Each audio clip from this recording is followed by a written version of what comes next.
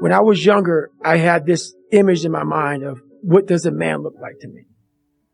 And I got all these people who were badasses, characters. And in my mind, I became that. And that's what kept me going a lot, was I had this pipe dream of becoming a little bit of this and a little bit of that. Because when you have no parents raising you and you have no role models growing up, it's not daydreaming.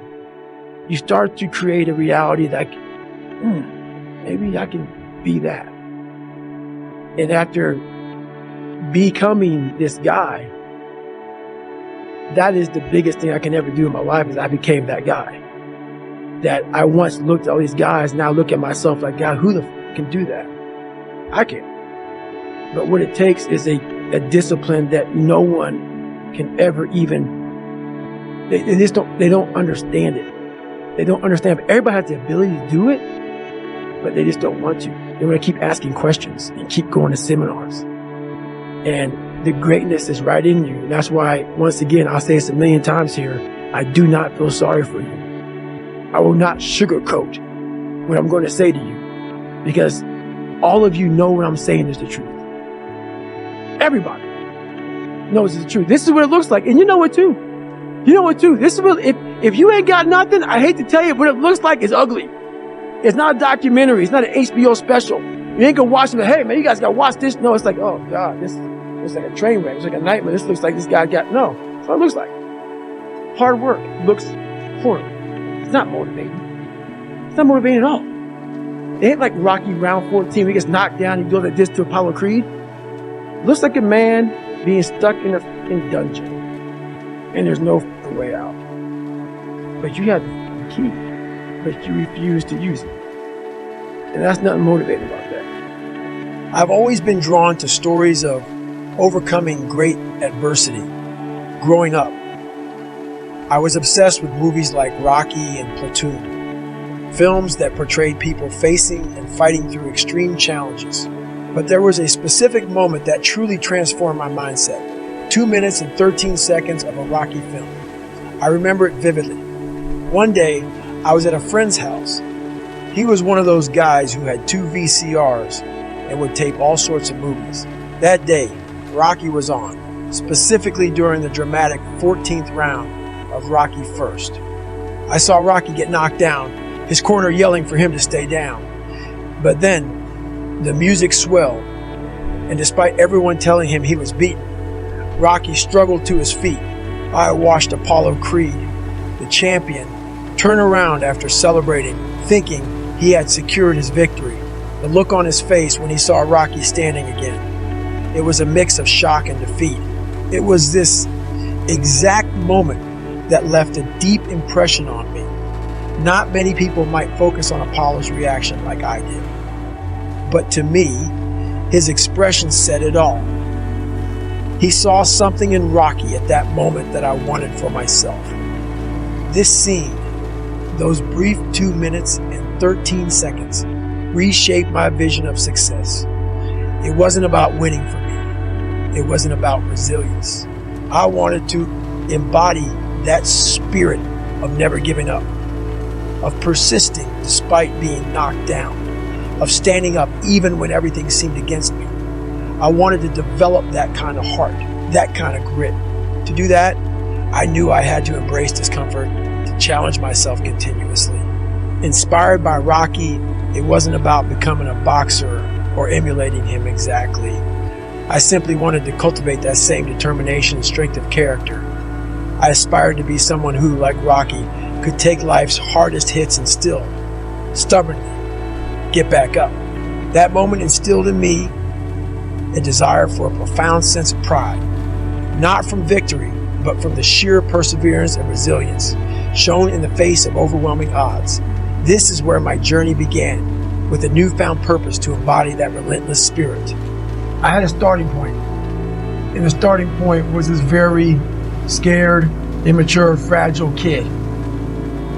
But through figuring out this fragile kid, I found out through all this muck, this can come out the other end.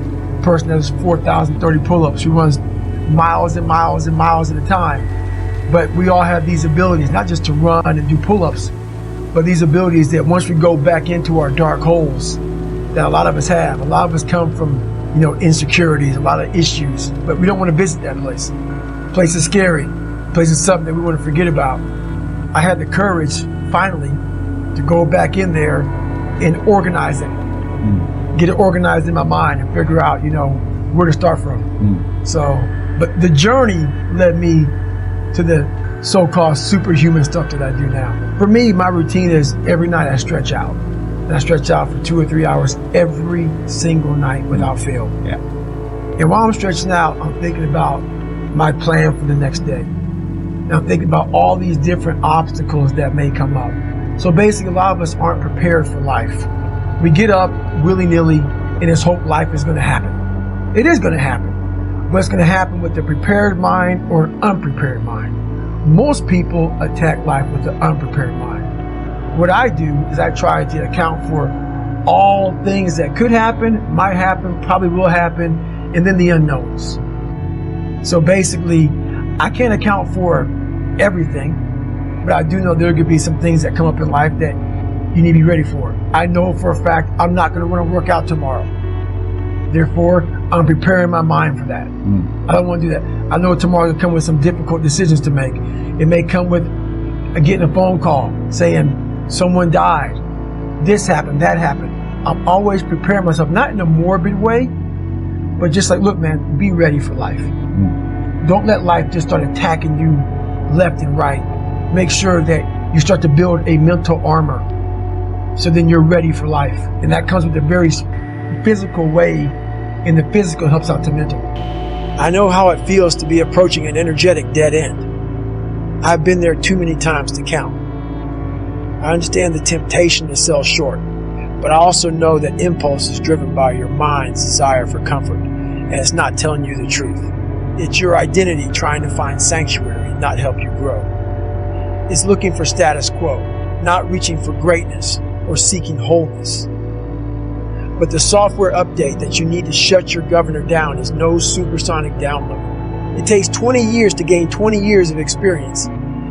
And the only way to move beyond your 40% is to callous your mind day after day, which means you will have to chase pain like it's your damn job. Imagine you're a boxer and on your first day in the ring, you take one on your chin. It's gonna hurt like in hell, but at year 10 being a boxer, you won't be stopped by one punch. You'll be able to absorb 12 rounds of getting beat the down and come back the very next day and fight again. It's not that the punch has lost power. Your opponents will be even stronger. The change has happened within your brain. You've calloused your mind over a period of time. Your tolerance for mental and physical suffering will have expanded because your software will have learned that you can take a hell of a lot more than one punch. And if you stay with any task that is trying to beat you down, you will reap rewards. Not a fighter. Say you like to run but have a broken pinky toe. I'll bet if you continue running on it, pretty soon you'll be able to run on broken legs. Sounds impossible, right? I know it's true because I've run on broken legs. And that knowledge helped me endure all manner of agonies on the ultra circuit, which has revealed a clear spring of self-confidence that I drink from whenever my tank is dry.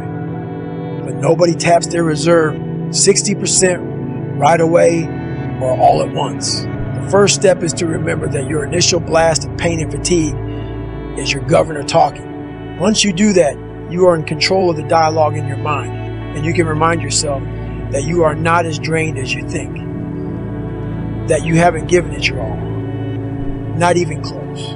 Buying into that will keep you in the fight, and that's worth an extra 5%. Of course, that's easier read than done. It wasn't easy to begin the fourth lap of the Hurt 100 because I knew how much it would hurt. And when you are feeling dead and buried, dehydrated, wrung out, and torn the fuck up at 40%, finding that extra 60% feels impossible.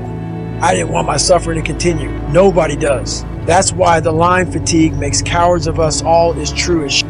Mind you, I didn't know anything about the 40 rule that day. The Hurt 100 is when I first started contemplating, but I had hit the wall many times before, and I had learned to stay present and open-minded enough to recalibrate my goals, even at my lowest. I knew that staying in the fight is always the hardest and most rewarding first step. Of course, it's easy to be open-minded when you leave yoga class and are taking a stroll by the beach. But when you're suffering, keeping an open mind is hard work. The same is true if you're facing a daunting challenge on the job or at school. Maybe you're tackling a 100-question test and know that you've bricked the first 50. At that point, it's extremely difficult to maintain the necessary discipline to force yourself to keep taking the test seriously. It's also imperative that you find it, because in every failure there is something to be gained, even if it's only practice for the next test you'll have to take. Because that next test is coming. That's a guarantee. I was 300 pounds twice in my life. So every day I have my shoes laid out, because I hate running. People don't believe it. I hate it. So this is what happens. Every day I wake up out of my bed and there's my shoes, shirt, my shorts, depending on the weather. And some days I wake up and I just look at them for hours, and then I start walking around the house. And I say, I ain't running today. I'm not doing today. Nothing. I don't have to. That's when I think. Got 2.3 million followers on Instagram. You have an obligation, not to yourself, but to everybody out there that is touched by what you do as a human being. While nobody knows what I'm doing, no one is videoing me.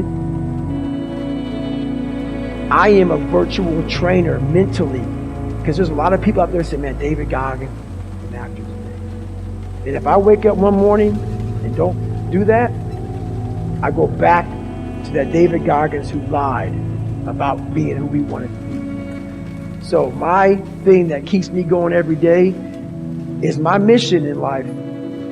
Wow, I did not choose it.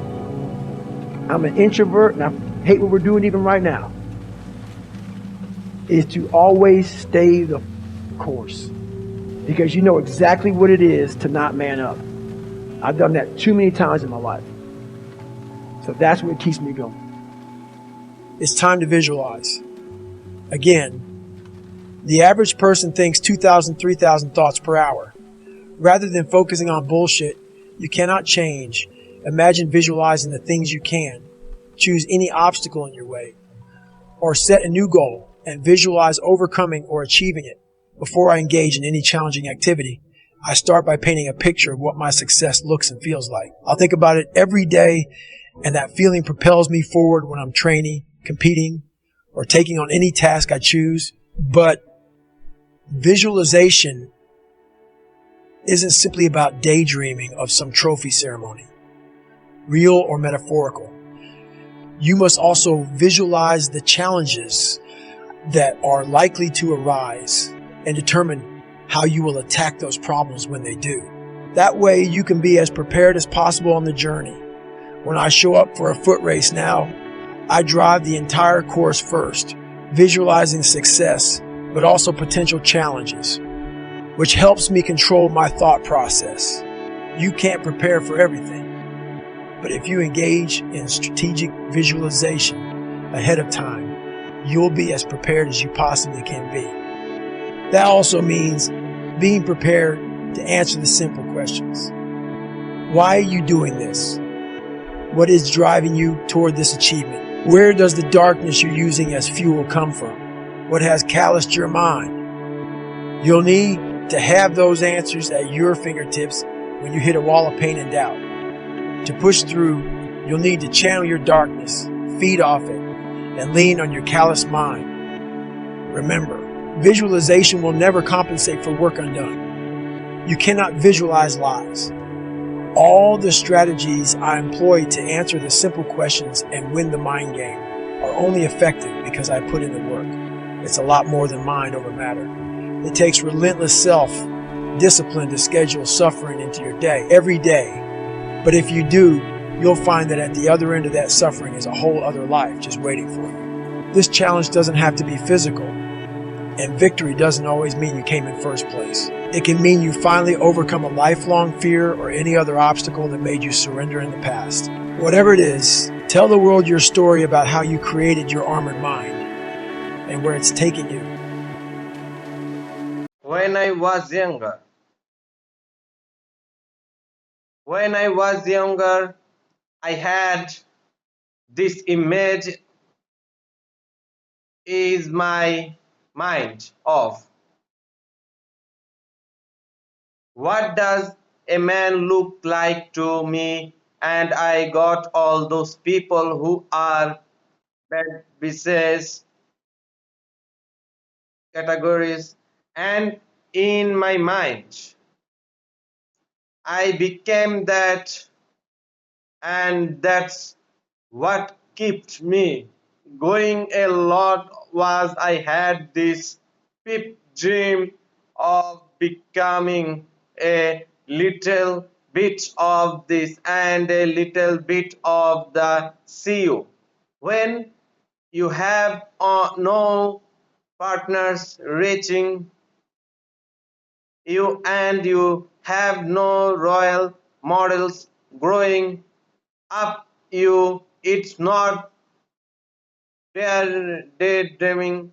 You start to create a reality like maybe I can be that, and after becoming this this guy, that is the biggest thing I can every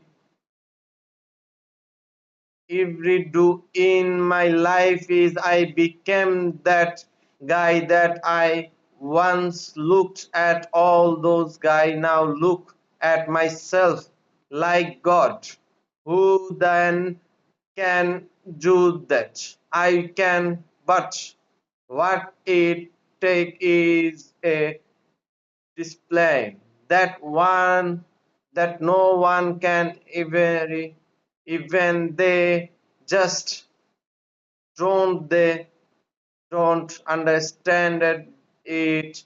They don't understand, but everybody has the ability to do it. They just don't want to the want to keep asked questions.